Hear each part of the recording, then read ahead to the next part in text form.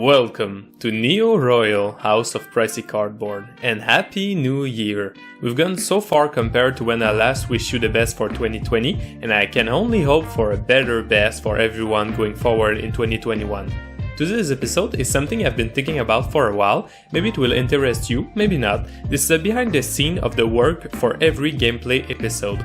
I'm gonna go pretty quickly about each steps to keep it interesting, and I will try and not use too many specific editing words to keep it accessible.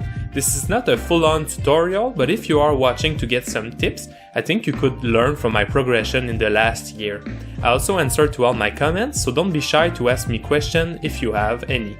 I will answer to the best of my capabilities. Without further ado, let's jump into the making of episode 31. Write it down. The first start to every gameplay episode is to turn a raw gameplay video into a text format. I start by watching the video and note every spell, trigger, combat step, and life point changes. This is the first reason why shorter games are always easier to edit, even if the longer ones have interesting duels. Experienced players go pretty quickly for the first 4 to 6 turns of the game, depending on board progression, but starting from turn 7 to 8, there is a major rise in turn duration. Board states are a lot more complicated, and playing via webcam can make it confusing. On this first step, I do not try and do complete sentences. The goal is only to get every steps of the game. It looks more like code than anything else. I also note where are the live parts that I could use in the final render that are funny to me. I used to watch the same game 2 to 4 times just to get all the information I needed. Watching once now is a lot more efficient. Organization. Now that we have the full script, we can prepare our work folder. When doing projects like these, it's important to be organized. Every file you spend time searching will slow you down, and it really adds up by the end of the project. As we will soon cover, I do a lot of pre-editing in Photoshop. These folders I create will help me organize everything. We have background, combat, commander, hand, and win cons. I then go back to my previous episode and make a copy of my original background and combat Photoshop files, keeping a backup in case of corruption or mistake on my part. The work folder is set, let's start. Downloading. The third step is to get every card image for the episode. The reason why I keep my script to a minimum at first is that it makes it easier to navigate. One by one, I go through my script and download the cornerless image of the cards. Big shout out to Scryfall for providing such an awesome tool for content creators. If you don't know, the download PNG button will give you a nicely scanned and cornerless file. Renaming.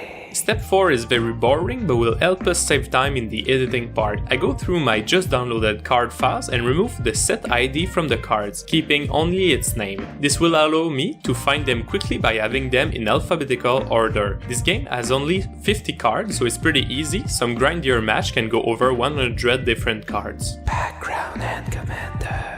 For step 5, we go to Photoshop. I like to start with the background of my video. I start on the official Wizard website to see if there's some newly added card art that I could use. When nothing fits my need, I go back to older sets to find something else or even to other websites. As you will notice, I ended redoing the background as I found a Kamigawa high-resolution art from Plane Chase, so it was a lot more fitting than the Ravnica one. The background part is pretty simple. I scale up a bit the image to remove the text that Wizards adds on top and go back to add the name of the artist myself. In the file I copied earlier, I already have my camera and gameplay background all at the right place, so it saves me a lot of time. We have the full empty background, the face camera background, and the gameplay background. To complete the gameplay background, I need my 4 commanders art in the corners, and so I usually do the commanders folder at the same time. For each of the generals, I will need a version of its card with a shadow, a version without the art that I will call frame, and a file of only the art. These will be the moving parts in the commander intros during the episode. The reason why I do shadows in Photoshop is that the shadows in my editing program, Corel, are really bad. I can then simply take the art cutout and use it for my gameplay background and thumbnail. Now that it's done, I will also save a file with only my overlay so that I can place it on top of the episode. You will understand later in the video. I also do the rest in peace versions where the commander are grayed out. After that, I save each little commander art that I will call thumb for thumbnail, and this will be the last moving part into our commander intros. Opening hands. We're done with the background and commander folders. Now to do the opening hands. I usually ask my players to note theirs and give them to me after the match. I then only need to get the PNGs from Scryfall and create a nice image of their hand. I always put the lens at the end and the ramp before the lens. I think it helps visualize the rows of the cards. This is usually a pretty quick step. Win conditions. Now for the win cons. I like to do a visual summary of the decks in the video intros. To do so, I go through my guests list and take out around 15 to 20 important pieces. I will then order them in a 4-row image to display cleanly the idea behind the list. I like the 4-row format as I can make the cards bigger than when I used to do 5 rows in the early days. Also, by always using the same format, you save time in editing. So many combats. Step 8 is all about these combat steps. Every time I hear Command Zone tell us that they barely attack during their games, I laugh as I regularly edit game with 15 plus different combat steps. I understand that it's coming from their own meta, but it's still funny to me. Anyway, my combat file is pretty nice. We have the big heart, a text box to represent the player's name, and another text box that I can write how much damage they are taking. The only part I really need to move is the little blood thing, as each other number will obviously have a different shape. I now also display the stat change and keywords on the creatures, so my little buff folder contains my required layers. I can also use some pre-made layers for damage on Planeswalker to display their remaining loyalty. And that's the end of Photoshop. Complete sentences. Now that the visuals are complete, we're gonna need to record the voice, and to do so, I need a well-rounded script. So I go back to my notepad and complete my sentences. I try and use different ways to say things like going to combat, head into combat, attack, swing, you get the idea. I then do a short intro and outro to complete our final text version. Recording my voice. For the recording, it will be done in 2 different steps. As the intro and outro will require the face camera, I more often than not do it later in the process, usually because I don't feel like it or I'm not in an outfit to record myself. The first recording usually starts with a sentence I will be playing and ends when the gameplay part is over. With practice, I have a pretty good grasp of the speed at which I need to talk. This saves me the trouble to add or remove a lot of silence in the recording. It also feels a bit more natural. As my microphone is very sensible, I go back and remove all the little mouth or other unwanted noises. I put the track through an EQ and then a compressor. I also leave gaps for the commander intros as I know they will be 8 seconds long. Once again, saving time by using the same process every game. This allows me to do the intros later. People are funny. One of my favorite parts, adding the voice clips. As I have already noted the time at which my guests are being funny, I only need to import my whole raw file into Audacity and copy-paste the little voice clips into a new track. I put the clips through pretty much the same EQ and compressor process. Once this is done, we can export the MP3 file and go on to the next step. This takes forever. Alright, now we have our Photoshops done, our text and our voice recorded. We have one of the most boring part of the process. Take the whole raw footage and cut it down to fit it on top of the voice recording. I try and find the moment where the hands enter the screen to drop the card for the best result, but over webcam sometimes it's not possible due to frame rate. I highly recommend you work your visuals on top of the sound because otherwise you will need to rework on it once the sound is done, so it's not great. Once this is done, we render the results to get a video file to use in the final edit. This helps the video editor a lot because it doesn't have to remember all the cuts in the raw footage. Thank you for Spelltable. Step 14 only exists for Spelltable gameplay. I take the video I just rendered and make a copy of it. I then put a mask to get only our cameras and place them like this so I get a full screenshot with no interface. This is also where I can flip the screens if need be. Finally some video editing. And now for some actual video editing. I first start by setting the scene. I know that my video will go intro, narrator, empty background, gameplay background, cam background, and end up on empty background again. I place them and add the fade transition. After that, I import my gameplay voice recording and adjust my background image duration. The gameplay render goes on top of this and I need to match my bottom MP3 with the sound from the render to assure synchronization. In simpler words, both the video and the MP3 need to speak exactly at the same time. Once this is done, I can mute the gameplay render. This is when you can see why I needed an image for my corners, because otherwise they won't go over the video. So many layers. Now to set all the cards in place. I listen to the video, and as soon as I can see the card on the image, I pause and add the card file. I will not add any animations until my project is all in place to help Coral with handling the project. I worked with 5 tracks for this part, and each one has a specific role. Track 1 and 2 are for the cards played, track 3 is for triggers, and track 4 and 5 are for combat steps. This system will speed up the animation process by a lot. Once all the 5 tracks are complete, I add 2 additional tracks behind them to make room for the cards display on the right side of the screen. I can then copy each card played from the now track 3, alternating between track 1 and 2 until the end. Then there's a pretty boring step where I take each card and drag it until the next one. If somebody knows how I could do this step faster, or not manually, I'd appreciate. Once this is done, it's time to add some text. I create a text layer that will hold the life points and turn display. Since I have every turn a life change in my notes, it's a fast process of copying and changing my text layer at the next moment in the game.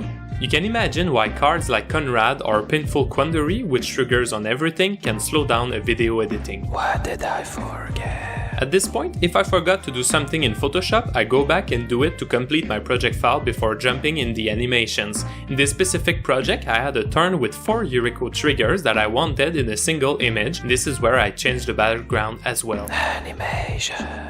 Wow. The real magic behind video editing. Right now, even if all the pieces are at the correct time, you could not enjoy the video as cards would just pop in and out in the middle of the screen. Coral has a pretty great function where I can save animations and then apply them to future images. This helps a lot with these kinds of video as the same animation will repeat very often. This is also where my track system becomes important. I'm able to take my animation preset called Display 1, which represents the top right card display, and apply it to my whole track where the cards are located. It takes me less than a minute and the whole Display 1 is perfect with fade, position and size. I do the same for Display 2, my main card track and my combat tracks. I leave the triggers alone as they are not separated by players, so setting an animation on the whole track would be pretty useless. The video will already be a lot more watchable by now, but we want more precision of course. To get the popular effect from Game Night where the card starts from the table and reach the screen, I need to go to each card played, open the animation panel and set the position of the card on the table. This felt undoable at first, but honestly it doesn't take so long anymore. Shout out to basically MTG who motivated me with his very high quality videos. This is also where, since I go card by card anyway, I correct animation that got the wrong preset from the broad strokes. For example, I have an animation where I display 2 cards at the same time, so this is where I will replace these presets. They are easy to spot as the card image will overlap on track 1 and 2.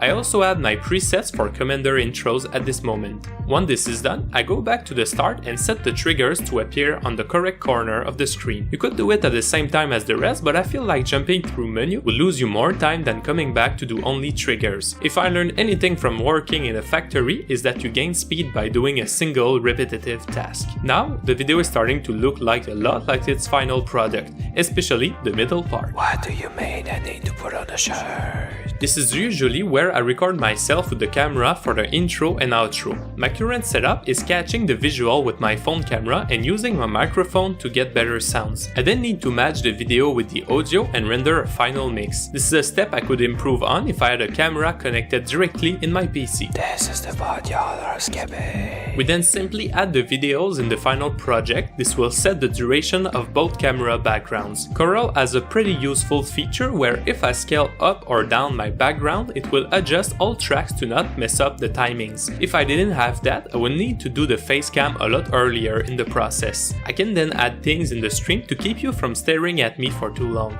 Music is great. To complete the project, we need some music. I go through the Stream Beats library by Harris Heller and find something I like. It's a truly amazing resources if this is the kind of music you want for your content, as everything on Stream Beats is very high quality, free of charge and copyright free. I can't thank you enough, Mr. Harris Heller. I then copy the tracks as needed and lower the volume so that it becomes background music. I also need to go back and fade the music out when the commander intros are playing. Commander intro. Talking about Commander intros, if I didn't do it when recording the voices, I need to add the little 8-second clips at the right spot in my gameplay MP3. I don't really have a complicated process to make these. I usually use the lore function on Scryfall to find some flavor text, then I find fitting copyright-free music and sounds to add the voice over it. If I feel like Mathieu could do a better voice, I usually ask him when first starting the project. And let's be honest, Mathieu's intros are the best. This steps shouldn't take this long, but it does.